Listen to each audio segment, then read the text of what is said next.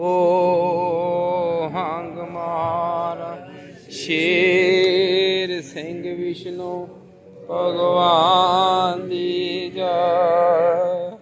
सो हंग मार शेर सिंह विष्णु भगवान दी जय। सो हंग मार शेर सिंह विष्णु भगवान दी जय। सो हंग मार शेर सिंह विष्णु भगवान दी जय।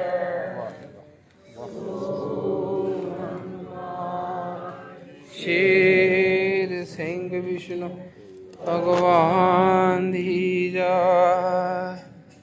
सो हंग मार शेर सिंह विष्णु भगवान दी जय।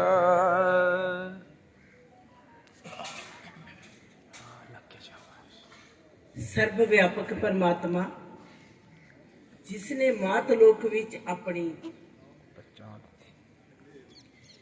ਉਸ ਅਗੰਮੀ ਹੋਂਦ ਨੂੰ ਤਸੱਵਰ ਕੀਤਾ ਜਿਸ ਬਾਰੇ ਕਦੀ ਕੋਈ ਜਾਣ ਸਕਿਆ ਹੀ ਨਹੀਂ ਸੀ।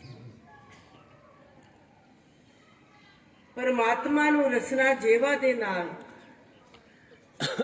ਹਰ ਕੋਈ ਆਰਾਧਦਾ ਹੈ, ਹਰ ਕੋਈ ਆਪਣੀ ਰਸਨਾ ਜੇਵਾ ਦੇ ਨਾਲ ਉਸ ਪਰਮਾਤਮਾ ਦਾ ਨਾਮ ਲੈਂਦਾ ਹੈ। पर परमात्मा का नाम है की है? परमात्मा का नाम एक वो अगमी तार है जिस दे विच जीव समाया होना चाहिए है। बाहरी रूप विच असी परमेश्वर का नाम जरूर लेंदे हाँ कि हे परमेश्वर मैं ते तेरा, पर उस प्रभु दे बनना ही कठिन है। उस परमात्मा दे विच विस्माद होना ही मुश्किल है। उस परमात्मा को समझना ही मुश्किल है, क्योंकि जो पंज तत्व का जीव है, जो पंज तत्व जीव धारनी है, उससे कोई अजिही सोच नहीं कि वो अपने परमेश्वर बारे कुछ भी जान सके। हजूर शहनशाह जी ने कुर्बान किया कि मेरे बारे अज तक कोई जान नहीं सकिया कि मैं कितना बेपरवाह हाँ। परमात्मा दी अगमता दी तार, परमात्मा दा परमार्थ दा मार्ग जिस ते चलना भी कठिन तो कठिन ते उस ते भेत नूं भी पाउणा कठिन तो कठिन, उस प्रभु नूं एक अजिहे रूप विच याद करना भी बड़ा मुश्किल है कि प्रभु तू मेरा ते मैं तेरा। क्योंकि रसना जेवा तो बोलिया होया नाम बेशक असी अपने करना अपने सरवरां नाल आप ही सुनते हाँ, पर उस परमात्मा नूं अपनी अंतर आत्मा विच एक हिरदे विच आत्मक तौर ते अजिहे रूप दे विच वसा लेना जिथे बिना किरपा तो कोई गल हो सकती नहीं। एक प्रभु किरपा है जिस किरपा दे विच गुरसिख अपनी अंतर आत्मा नूं, अपने हिरदे दी उस आवाज नूं, अपने उस अगम्य बाप दी आवाज नूं आप सुनदा है। जेकर प्रभु किरपा है ते संसार दे विच सर्ब हर संगत जी प्रभु दे चरना दे नाल जुड़िया जा सकता है। जे प्रभु कृपा नहीं ते कदी भी परमेश्वर दे चरना का आसरा नहीं लिया जा सकता। परमेश्वर दे चरना का आसरा लेना परमेश्वर दी होंद नूं अठे पैर दिवस रहन एक रूप दे विच अपनी अंतर आत्मा विच समाई रखना ये बिना कृपा तो असंभव है।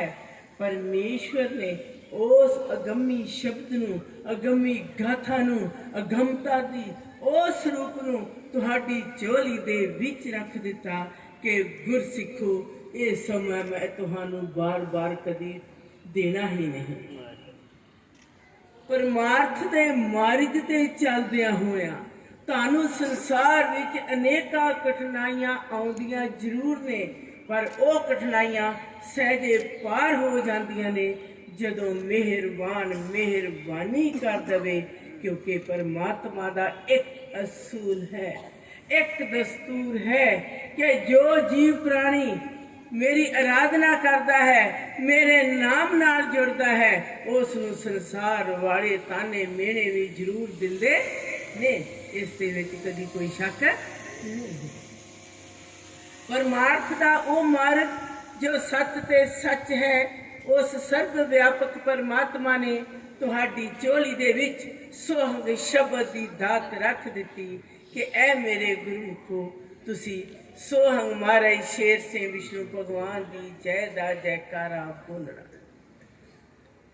इस जयकारे विच ओ रूप है जिस दे नाल जीव अपनी मन मत बुद्ध तो उपर उठ के अपने परमेश्वर दे चरनां दे विच अजिहे रूप दे विच समाउंदा है जिथे इको आवाज हुंदी है, तू मेरा ते मैं तेरा।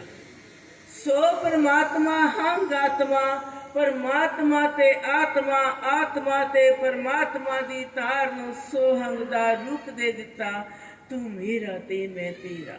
महाराज सारे राजियां दा राजा, शेर सिंह सारे संसार नूं भय विच रखण वाली सम्राट ताकत विष्णु प्रभु आप ही प्रतिपालक है, आप ही पालना करता है, आप ही परवरिश करता है। भगवान दी जय उस अकाल पुरख सदा ही जय है जो सदा सदी में एक रूप है। वो निर्गुण है, निरंकार है, जो स्वरूप है, शब्दाधिकार है, आज बात सच है, करनी दा करता है, समर्थ है। वो सदा परमात्मा एक रूप दे विच रहिंदा, उस दे विच कभी अंतर नहीं। ये जो मार्ग है इस दे विच एक अजिही नीति ते रीति है जो गुरसिख, जो भगत है, जो प्रभु दे चरना दा धारनी है, उस दे अंदर कदी कोई हसद ते नफरत नहीं। उस दे अंदर प्रभु दा प्यार समाया हुंदा है। प्रभु दा प्यार जदों किसी जीव दी अंतरात्मा विच समा जावे, सरभर संगत जी उस दे जीवन दा पासा बदल जाता है। यही कारण है कि हजूर शहनशाह जी ने फरमान किया कि गुरसिखो, तुसी जदों मैनू याद करना अपनी अंतर आत्मा दे विचों आवाज दे दिओ, मैं सदा तुहाडे सनाल हां। मातलोक दे विच अजिही खेल कीती, जोत शब्द दी तार दे मालिक ने नवेकले रूप दे विच अगमता दा प्रगटावा कीता। जिस अगमता बारे कोई भी संसार दा विद्वानी जा ज्ञान दा ज्ञाता परमात्मा बारे कोई भी सिफती टोला गा नहीं सी सकता। परमात्मा दी सिफत दे विच कोई दो चार अखर भी नहीं लिख सकता। उस परमात्मा दी सिफत नूं लिखण वास्ते अज तक कोई सही नहीं बनी। उस परमात्मा दी सिफत लिखण वास्ते जीव दे कोल कोई अक्षर नहीं जिन्हां नूं कलम बंद कर सके। यही वडियाई है कि परमेश्वर ने अपना शब्दी जयकारा दे के तुहानू इको हुक्म देता। हुक्मरान संसार दे विच हुक्म दिंदा है। हुक्म नूं मनना जीव लई सब तो वड्डी फकीरी हुंदी है। उस फकीरी दे विच जीव अपनी अंतर आत्मा विचों अपने प्रभु दे प्यार विच, अपने प्रभु दे सत्कार विच दिवस रहन अपने परमेश्वर नूं याद करके अपना मानस जन्म सफल कर लेंदा। 84 लाख जूनी विचों मानस जन्म उत्तम ते श्रेष्ठ है। जदों परमेश्वर ने तुहानू हुक्म देता, ऐ मेरे गुरमुखो, मानस जन्म इको एक जन्म है, इको एक इस दे विच तरीक दे दिती। जदों बेपहचान ने तुहानू अपनी पहचान दे दी।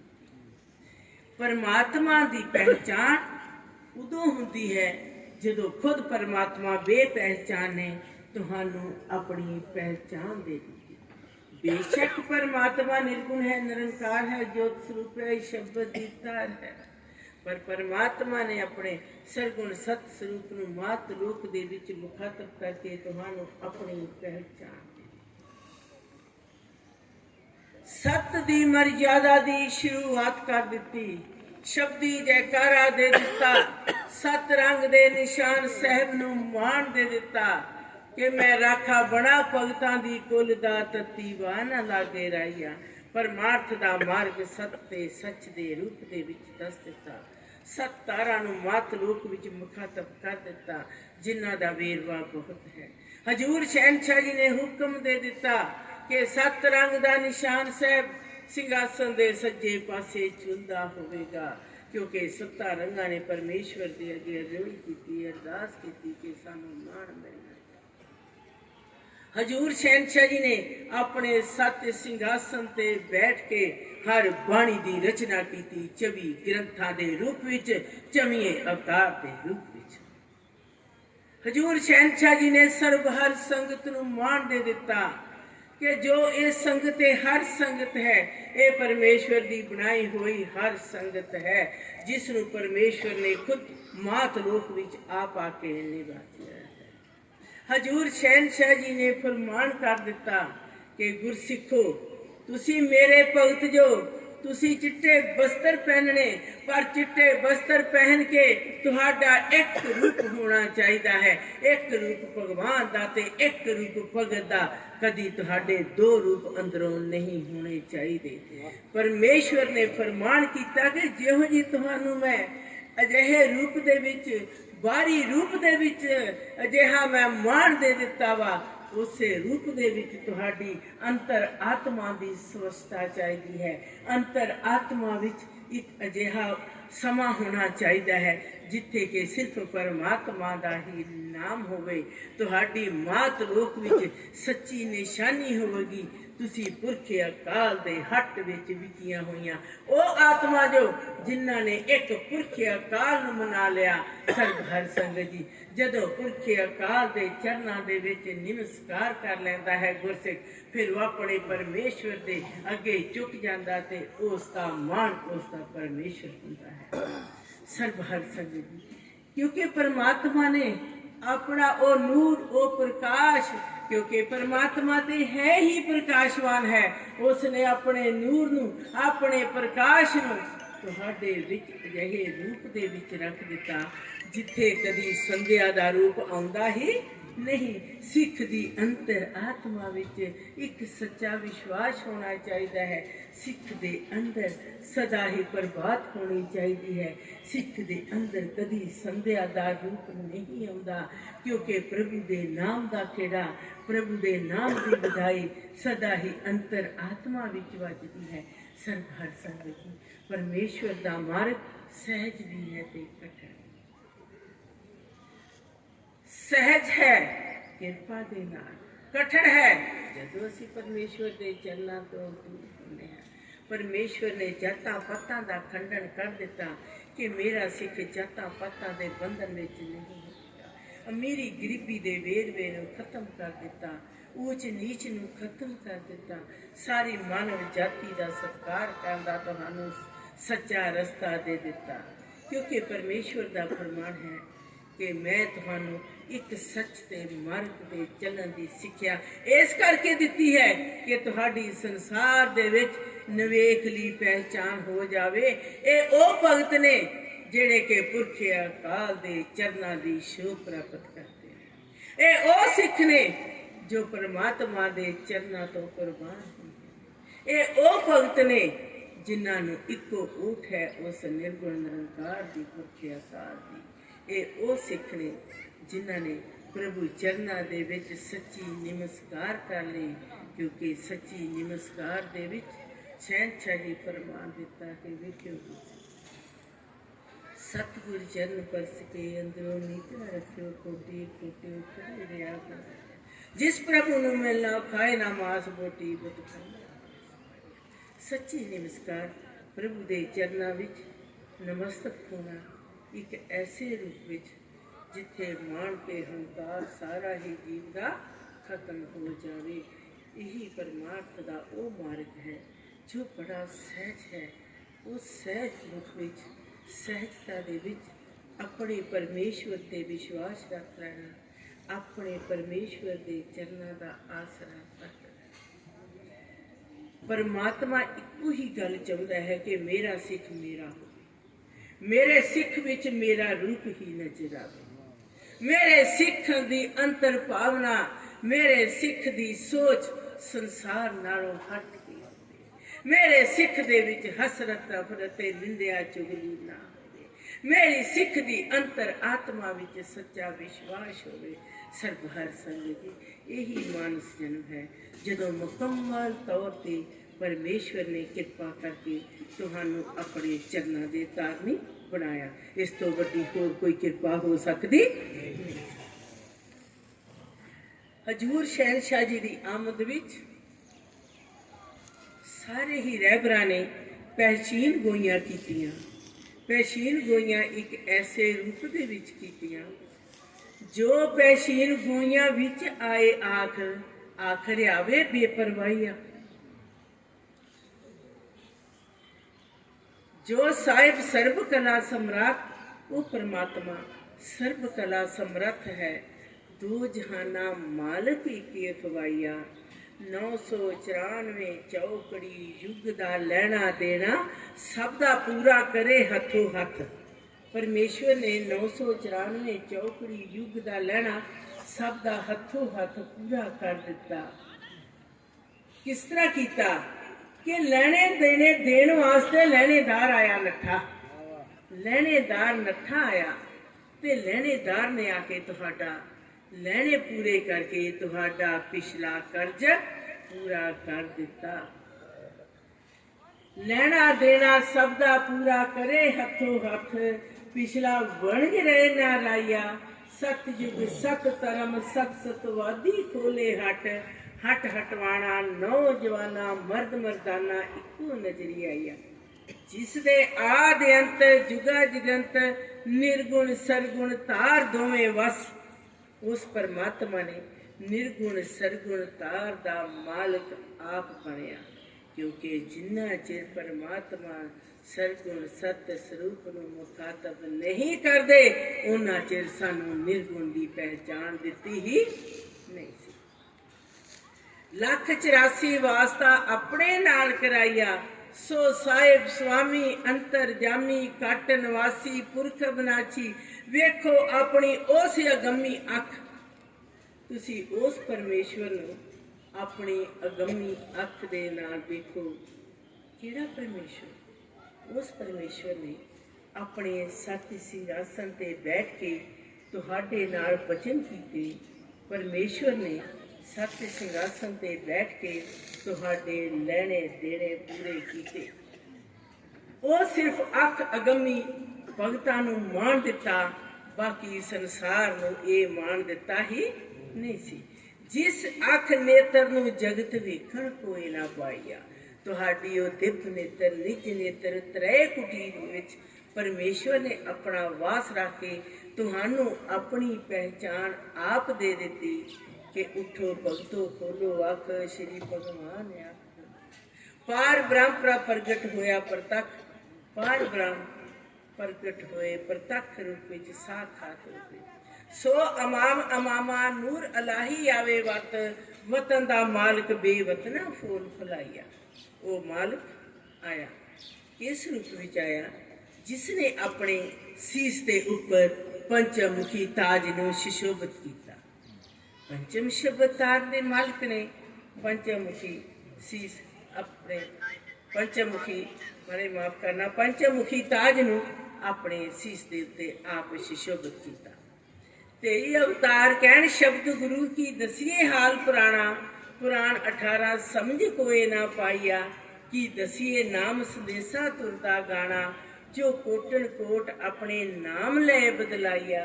कि खेल दसिए शाह सुल्ताना, जो शहनशाह हुक्म रानी की अखवाइया। जिसनों आद जगाद जुग चौकड़ी चुके जिमी असमाना।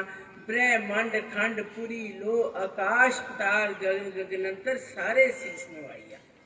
परमेश्वर की अडीक सारियां नूं सी, ਤੇ ਪਰਮੇਸ਼ਵਰ ਦੀ ਆਮਦ ਤੇ ਸਾਰਿਆਂ ਨੇ ਪਰਮੇਸ਼ਵਰ ਨੂੰ ਇੱਕ ਅਜਿਹੇ ਰੂਪ ਦੇ ਵਿੱਚ, ਸ਼ਬਦੀ ਤਾਰ ਦੇ ਵਿੱਚ ਅਸੀਸ ਝੁਕਾ ਦਿੱਤਾ। ਉਹ ਦੇਵਨਹਾਰਾ ਸਭ ਨੂੰ ਬ੍ਰਹਮ ਗਿਆਨਾ, ਬ੍ਰਹਮ ਵਿਦਿਆ ਇੱਕ ਸਮਝਾਈਆ। ਪਰਮੇਸ਼ਵਰ ਨੇ ਸਾਰਿਆਂ ਨੂੰ ਬ੍ਰਹਮ ਦੀ ਵਿਦਿਆ ਦਾ ਗਿਆਨ ਦੇ ਦਿੱਤਾ, ਕਿਉਂਕਿ ਬ੍ਰਹਮ ਦੀ ਵਿਦਿਆ ਦਾ ਗਿਆਨ ਬਿਨਾਂ ਭਗਤਾਂ ਤੋਂ ਇਸ ਦੀ ਕਿਸੇ ਨੂੰ ਸੋਝੀ ਨਹੀਂ ਆ ਸਕਦੀ ਸੀ। ਬ੍ਰਹਮ ਵਿਦਿਆ ਤੁਹਾਨੂੰ ਸਮਝਾ ਦਿੱਤੀ। ਸਭ ਤੋਂ ਵੱਡੀ ਵਿਦਿਆ ਕੀ ਹੈ ਸੰਸਾਰ ਦੇ ਵਿੱਚ? ਕਿ ਪਰਮੇਸ਼ਵਰ ਨੇ ਤੁਹਾਨੂੰ ਆਪਣੇ ਬਾਰੇ ਦੱਸ ਦਿੱਤਾ। ਇਸ ਤੋਂ ਵੱਡੀ ਹੋਰ ਕੋਈ ਵਿਦਿਆ ਹੋ ਸਕਦੀ ਨਹੀਂ ਸੀ। ਤੁਹਾਨੂੰ ਇਸ ਦਰ ਘਰ ਦੀ ਸੋਝੀ ਦੇ ਦਿੱਤੀ, ਜਿਹੜੀ ਕਿ ਕਿਸੇ ਭਗਤੀ ਦੇ ਨਾਲ ਤੁਹਾਨੂੰ ਮਿਲ ਸਕਦੀ ਨਹੀਂ ਸੀ। ਜੋ ਪਰਮਾਤਮਾ ਦਾ ਭਗਤ ਹੈ, ਜੋ ਪਰਮਾਤਮਾ ਦਾ ਸਿੱਖ ਹੈ, ਜੋ ਆਪਣੇ ਪਰਮੇਸ਼ਵਰ ਦੇ ਚਰਨਾਂ ਦਾ ਅਨੁਯਾਈ ਹੈ, ਉਹ ਸੰਸਾਰ ਵੱਲੋਂ ਹਮੇਸ਼ਾ ਹੀ ਸੁੱਤਾ ਰਹਿੰਦਾ ਹੈ ਤੇ ਪ੍ਰਭੂ ਵੱਲੋਂ ਸਦਾ ਹੀ ਜਾਗਰਤ ਰੂਪ ਦੇ ਵਿੱਚ ਰਹਿੰਦਾ ਹੈ। ਉਸ ਜਾਗਰਤੀ ਦੇ ਵਿੱਚ ਹੀ ਉਸ ਪ੍ਰਭੂ ਦਾ ਨੂਰ, ਉਸ ਪ੍ਰਭੂ ਦੀ ਰੋਸ਼ਨਾਈ ਹੁੰਦੀ ਹੈ। ਉਹ ਜੋਤੀ ਜਾਤਾ ਹੋ ਕੇ ਡਗਮਗਾਉਂਦਾ ਹੈ। ਉਸ ਪਰਮਾਤਮਾ ਦੇ ਨੂਰ ਨੂੰ ਹੀ, ਉਸ ਪਰਮਾਤਮਾ ਦੇ ਉਸ ਸੱਚੇ ਪ੍ਰਕਾਸ਼ ਨੂੰ ਹੀ ਜੀਵ ਦੀ ਅੰਤਰ ਆਤਮਾ ਵਿੱਚ ਇੱਕ ਅਜਿਹਾ ਰੂਪ ਮਿਲਦਾ ਹੈ, ਜਿਸ ਦੇ ਨਾਲ ਜੀਵ ਦੀ ਅੰਤਰ ਆਤਮਾ ਵਿੱਚ ਇੱਕ ਅਜਿਹਾ ਨਵਾਂ ਮੋੜ ਆ ਜਾਂਦਾ ਹੈ। ਉਸ ਦੀ ਅੰਤਰ ਆਤਮਾ ਅੱਠੇ ਪੈਰ ਦਿਵਸ ਰਹਿਣ ਆਪਣੇ ਪ੍ਰਭੂ ਦੇ ਨਾਮ ਦੇ ਵਿੱਚ ਸਮਾਈ ਰਹਿੰਦੀ ਹੈ ਤੇ ਉਸ ਦੇ ਮੂੰਹ ਇੱਕ ਹੀ ਆਵਾਜ਼ ਨਿਕਲਦੀ ਹੈ, ਤੂੰ ਮੇਰਾ ਤੇ ਮੈਂ ਤੇਰਾ। ਜੇ ਮਤਲਬ ਸਮਝ ਲਓ ਸੋਹੰਗ ਜਾਪਦਾ, ਤੁਹਾਡਾ ਮੇਰਾ ਫਰਕ ਰਹੇ ਨਾ ਰਾਈਆਂ। ਸੋਹੰਗ ਸ਼ਬਦ ਦੀ ਵਡਿਆਈ ਹੈ ਕਿ ਹਜ਼ੂਰ ਸ਼ਹਿਨਸ਼ਾਹ ਜੀ ਨੇ ਇਸ ਵਡਿਆਈ ਵਿੱਚ ਹਰ ਬਾਣੀ ਦੀ ਬਹੁਤ ਰਚਨਾ ਕੀਤੀ ਕਿ ਸੋਹੰਗ ਸ਼ਬਦ ਕੀ ਹੈ, ਸੋਹੰਗ ਸ਼ਬਦ ਦੇ ਭੇਤ ਕੀ ਹੈ। ਇਸ ਭੇਤ ਨੂੰ ਅਪੇਤ ਦੇ ਵਿੱਚ ਰੱਖਣ ਕਰਕੇ ਤੇ ਜੇ ਭੇਤ ਖੋਲਿਆ ਤੇ ਸਿਰਫ ਭਗਤਾਂ ਦੇ ਸੰਗ ਖੋਲਿਆ, ਹੋਰ ਕਿਸੇ ਨੂੰ ਇਸ ਬਾਰੇ ਸੋਝੀ ਆਉਂਦੀ ਹੀ ਨਹੀਂ ਸੀ।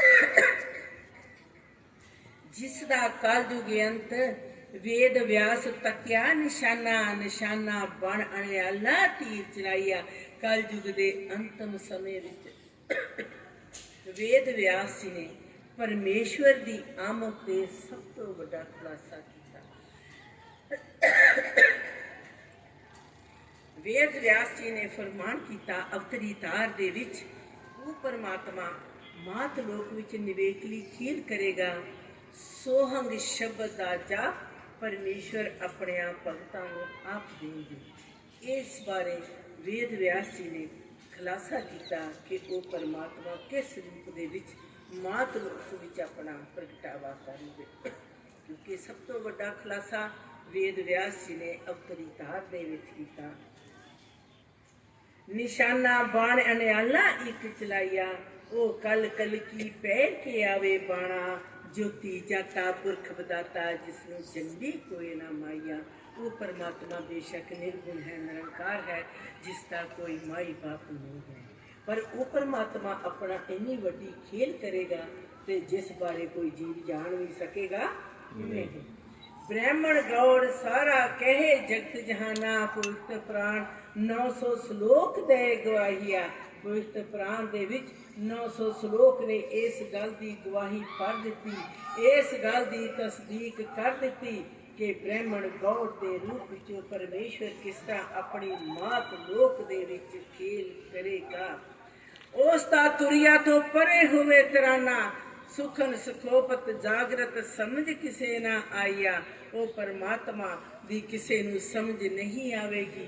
ਉਹ ਪੁਰਖਿਆ ਕਾਲਾ ਦੀਨ ਦਿਆਲਾ ਪਰਵਿਦਗਾਰ ਸਾਂਝਾ ਯਾਰ, ਸਭ ਦਾ ਅੰਤਰਜਾਮੀ ਅੰਤਰਿਆਤਮ ਲੱਖ 84 ਵੇਖ ਵਿਖਾਈਆ। ਜਿਸ ਦਾ ਨਾਮ ਕਲਮਾ ਸ਼ਬਦੀ ਤਾਰ ਦੱਸਿਆ ਬਾਣੀ, ਗ੍ਰੰਥ ਸ਼ਾਸਤਰ ਕਾਗਜ਼ ਕਲਮ ਸ਼ਾਹੀ ਨਾਲ ਲਿਖਾਈਆ।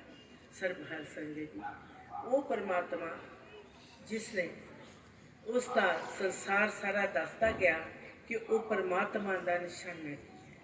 ਗ੍ਰੰਥ ਸ਼ਾਸਤਰ ਵੇਦ ਪੁਰਾਣ ਅੰਜੀਲ ਕੁਰਾਨ ਗੀਤਾ ਗਿਆਨ ਸਾਰੇ ਉਸ ਦੇ ਨਿਸ਼ਾਨੇ ਚ ਆਏ। ਪਰ ਉਹ परमात्मा ਦਾ ਹੈ ਕੀ, रूप की है? वो परमात्मा निर्गुण है, निरंकार है। वो परमात्मा ने कहता कि निर्गुण जोत पुरख अकाल दा केवल इष्ट मनना, सतगुर केवल शब्द ਨੂੰ ਮੰਨਣਾ। ਜਿਸ ਸਰੀਰ ਵਿੱਚ ਆਪਣਾ ਪ੍ਰਗਟਾਵਾ ਕਰੇ ਉਸ ਦਾ ਸਤਿਕਾਰ ਕਰਨਾ। ਜਾਤਾਂ ਪਾਤਾਂ ਦੇ ਆਧਾਰ ਤੇ ਕਿਸੇ ਨਾਲ ਕਿਰਨਾ ਨਹੀਂ ਕਰਨੀ।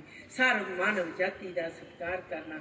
ਆਤਮਾ परमात्मा ਦਾ ਮੇਲ ਕਰਨਾ। ਪਰ ਇਹ ਮੇਲ ਹੋਇਆ ਕਿਦਾਂ? ਤੁਹਾਡਾ ਮੇਲ ਹੋਇਆ ਪਰਮੇਸ਼ਵਰ ਦੇ ਨਾਲ, ਸਬੱਬ ਦੇ ਨਾਲ ਹੋ ਗਿਆ।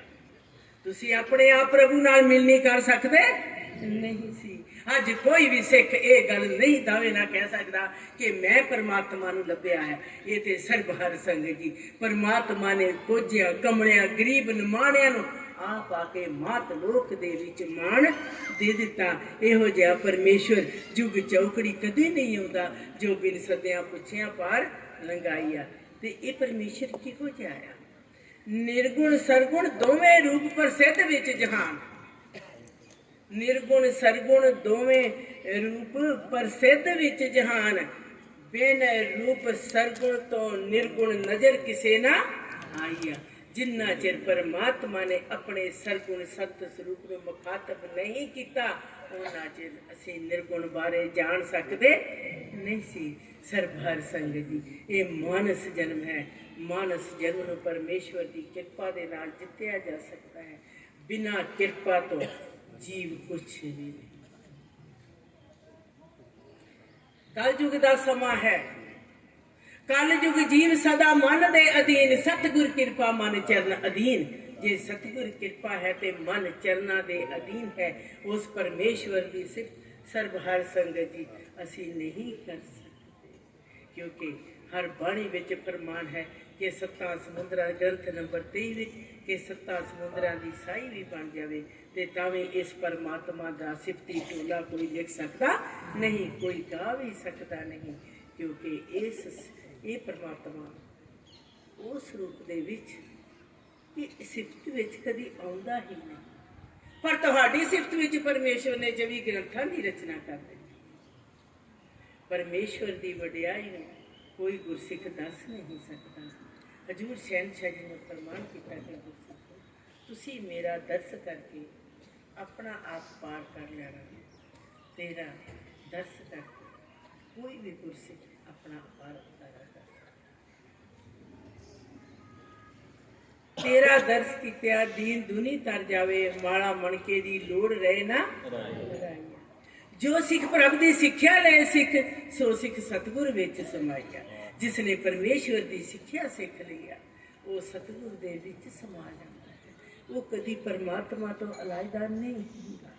ਪਰਮਾਤਮਾ ਦੇ ਪ੍ਰਕਾਸ਼ ਦੇ ਵਿੱਚ, ਪਰਮਾਤਮਾ ਦੇ ਨੂਰ ਦੇ ਵਿੱਚ ਉਹ ਅੰਤਰ ਆਤਮਾ ਇੱਕ ਐਸੇ ਰੂਪ ਦੇ ਵਿੱਚ ਸਮਾ ਜਾਂਦੀ ਹੈ ਜਿਸ ਦਾ ਵੇਰਵਾ ਦੱਸਿਆ ਨਹੀਂ ਜਾ ਸਕਦਾ ਕਿ ਪਰਮਾਤਮਾ ਦੀ ਅਗੰਮੀ ਧਾਰ ਦੇ ਵਿੱਚ ਕਿਸ ਤਰ੍ਹਾਂ ਸਮਾਇਆ ਜਾ ਸਕਦਾ ਹੈ। ਉਸ ਪਰ ਬ੍ਰਹਮ ਦੇ ਨਾਲ ਕਿਸ ਤਰ੍ਹਾਂ ਇੱਕ ਅਜਿਹਾ ਰਿਸ਼ਤਾ ਹੁੰਦਾ ਹੈ, ਆਤਮਾ ਪਰਮਾਤਮਾ, ਪਰਮਾਤਮਾ ਆਤਮਾ, ਜਿਸ ਦੀ ਹੋਂਦ ਨੂੰ ਸਿਰਫ ਇੱਕ ਪਰਮੇਸ਼ਰ ਜਾਣਦਾ, ਪਰ ਬ੍ਰਹਮ ਜਾਣਦਾ ਹੈ। ਉਸ ਤੋਂ ਬਗੈਰ ਹੋਰ ਕੋਈ ਜੀਵ ਦੀ ਅੰਤਰ ਆਤਮਾ ਨੂੰ ਜਾਣ ਸਕਦਾ ਨਹੀਂ।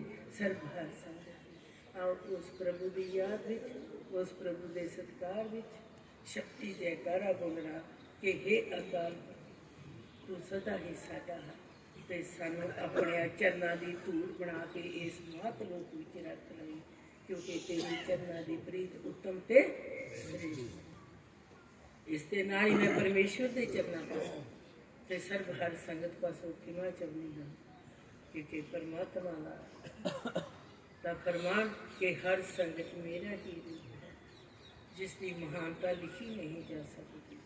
ਹਰ ਸੰਗਤ ਨੂੰ ਮੈਂ ਮਾਣ ਦਿੱਤਾ ਤੇ ਹਰ ਸੰਗਤ ਦਾ ਮਾਣ ਕੀ ਹੈ? ਪਰਮੇਸ਼ਵਰ ਦੇ ਚਰਨ। ਸਰਬ ਹਰ ਸੰਗਤ ਦਾ ਮਾਣ ਹੈ। ਇਸ ਦੇ ਨਾਲ ਹੀ ਖਿਮਾ।